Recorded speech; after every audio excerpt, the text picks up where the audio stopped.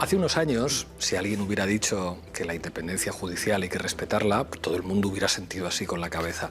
Hoy todo el mundo se descojona.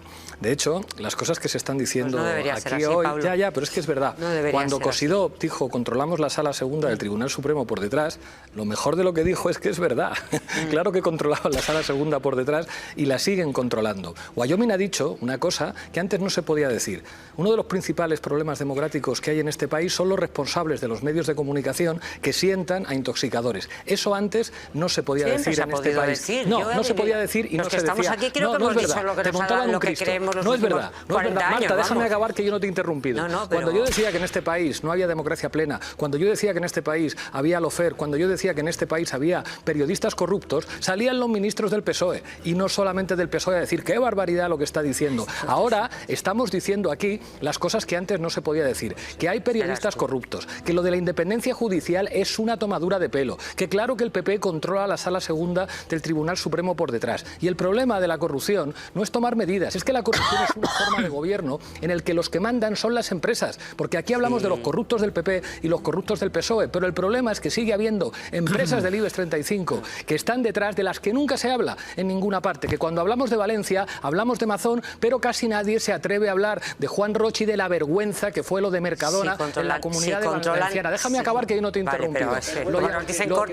Fue una vergüenza que muchos medios de comunicación pixelaran el camión de Mercadona para no contar que esa empresa obligaba a sus trabajadores, Mercadona, lo digo varias veces, a trabajar cuando se producía lo de la Dana, y que no se haya dicho suficientemente que fueron muchas empresas de la Comunidad Valenciana las que presionaban al gobierno para mantener todo abierto porque era un fin de semana de gran oferta hotelera. Eso es lo que hay que decir y que por fin se empieza a decir, pero antes no se podía decir, que es mentira la independencia judicial, que es mentira que no haya periodistas corruptos, que claro que hay, y esto por fin se empieza a hablar, que no es mala noticia. ¿Querías decir algo, Fernando Gas? Pablo. O sea, el problema es que la corrupción no afecta igual al progresismo que a la derecha. Creo que lo que ocurre hoy es devastador para Pedro Sánchez y para el PSOE, en un contexto en el que yo creo que había un consenso amplio en este país respecto a que pues, lo del Tribunal Supremo presuntamente podría ser lawfare, como lo señala y califica alguna gente. En este caso es otra cosa. Hablamos efectivamente de un secretario de organización al que se apartó del gobierno, pero al que se volvió a incluir en las listas en el año 2023. Es el segundo secretario de organización y creo que esto es durísimo para el presidente, no solamente por cómo queda la aritmética parlamentaria, sino por lo que representa. Yo creo que hay una mayoría social en este país que está dispuesta a trabajar para evitar que la derecha y la ultraderecha pues conquisten el Consejo de Ministros después de dominar las televisiones privadas, la judicatura, las élites policiales, el IBEX 35 y claro, o sea, es como ver a dos secretarios de organización del PSOE en la cárcel, pues es terrible para el PSOE. Pues, o sea, lo que dice del caserío, de la reunión de Otegi con Sánchez es mentira. Y lo que es verdad es que José María Aznar envió a Zarzalejos a negociar con ETA, he dado instrucciones de negociar, establecer contactos con el Movimiento Vasco de Liberación, exactamente igual que hizo Felipe González en Argel. Sin embargo, a pesar de que la derecha es corrupta y la derecha es mentirosa, eso lo tiene en su ADN, la derecha es coherente a la hora de plantear sus estrategias de intervención. La derecha tiene sus efectivos en la judicatura, sus efectivos en las altas administraciones del Estado, sus efectivos en las empresas del IBEX 35 y sus efectivos en los medios de comunicación. Antes decía Fernando, ojo si la dinámica de los partidos no ayudará al crecimiento del fascismo, en el caso del PP y el PSOE sí, pero ojo, que es que en este país hay periodistas que llevan años sentando a fascistas en los medios de comunicación. Lo vemos con Eduardo Inda, lo vemos con Desocupa y con toda la banda de fascistas y de mentirosos que ocupan escaño de tertuliano y claro que eso que hace que crezca el fascismo. Y luego, el problema de la coherencia de la derecha es que no va respondida por parte de una coherencia por parte del centro izquierda.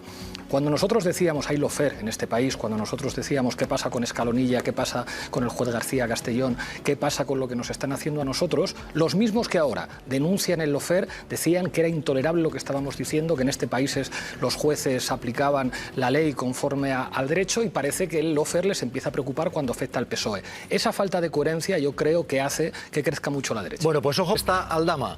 Por cierto, Pablo Iglesias, estuviste también en esas negociaciones para la moción de censura.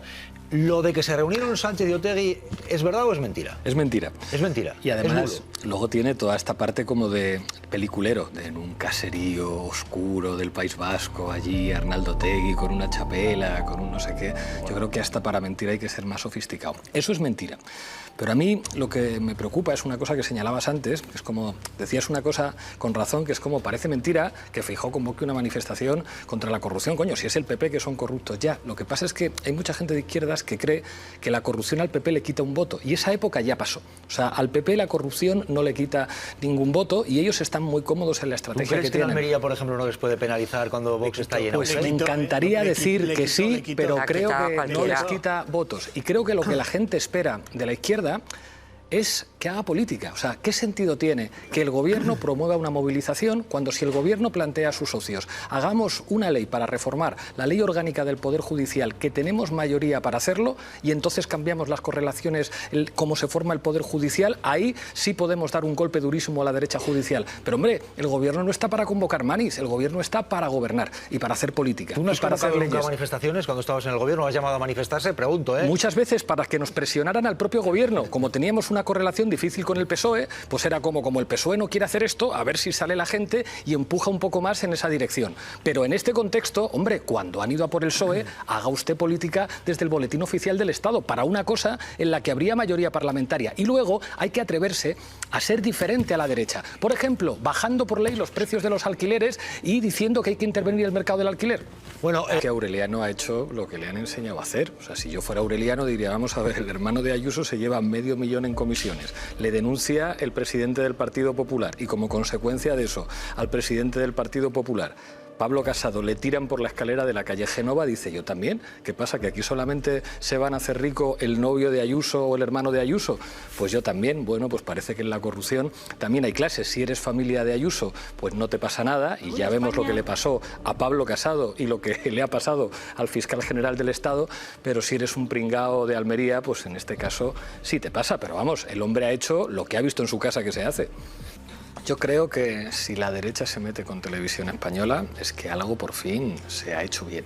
Y yo creo que lo que se hizo con Televisión Española, que fue un acuerdo entre todas las fuerzas políticas que hicieron posible la investidura, dejando fuera de ese acuerdo al Partido Popular y por supuesto a Vox, es lo que habría que hacer en muchos más ámbitos. El primero de esos ámbitos debería haber sido el ámbito de la justicia. Creo que el PSOE se equivocó al pactar con el Partido Popular la renovación del Consejo General del Poder Judicial. La mejor prueba es lo que le ha pasado al fiscal general del Estado. Lo que se hizo aquí con Televisión Española es lo que habría que hacer en otros ámbitos, y si se hiciera en otros ámbitos, a lo mejor habría más posibilidades de que las próximas elecciones no las gane la ultraderecha y con el PP. Fernando